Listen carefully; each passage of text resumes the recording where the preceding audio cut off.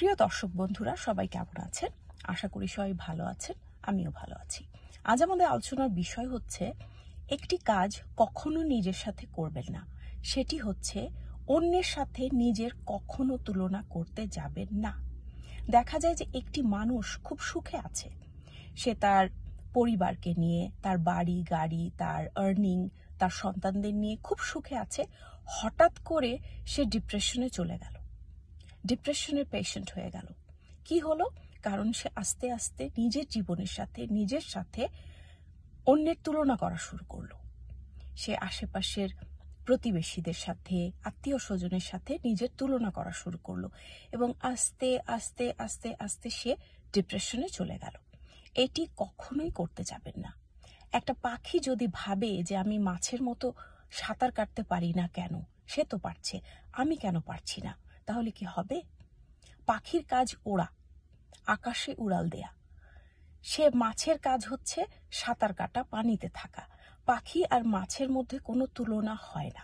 পাখির কাজ পাখি করবে, মাছের কাজ মাছ করবে।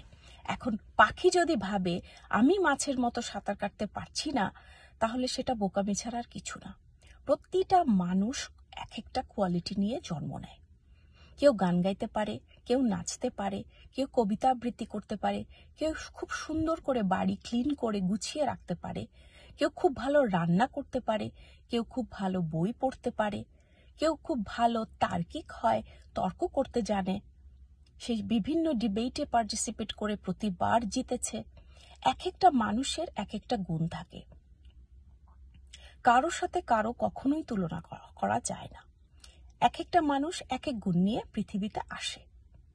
আপনার হয়তোবা এমন কিছু গুণ আছে যা আপনি যাদের সাথে তুলনা করে অসুস্থ হয়ে যাচ্ছেন, তাদের সেই গুণগুলো নেই।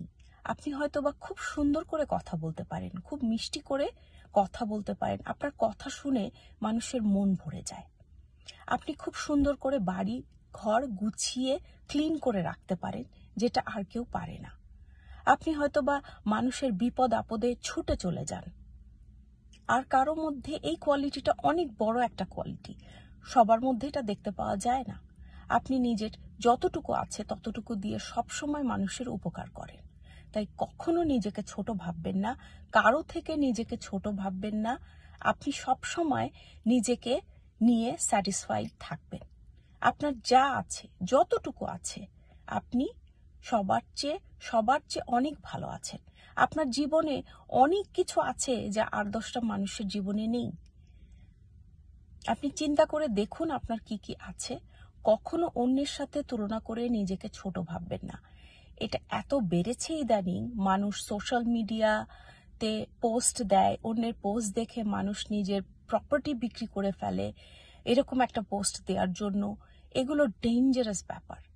আপনি আপনার নিজের জীবন নিয়ে সুখে থাকুন। মানুষ কি ভাবলো, মানুষ কি চিন্তা করলো, তা দিয়ে কিচ্ছু যায় আসে না। দিন শেষে আপনার খেয়াল আপনার নিজেকেই রাখতে হবে। কেউ আপনাকে সাহায্য করতে আসবে না। আপনার যদি টাকার সমস্যা হয়, আপনাকে কেউ সাহায্য করতে আসবে না। তাই নিজের চিন্তা নিজে করুন। আপনার যতটুকু আছে, যা আছে, তা দিয়ে পুরোপুরি স্যাটিসফাইড থাকুন।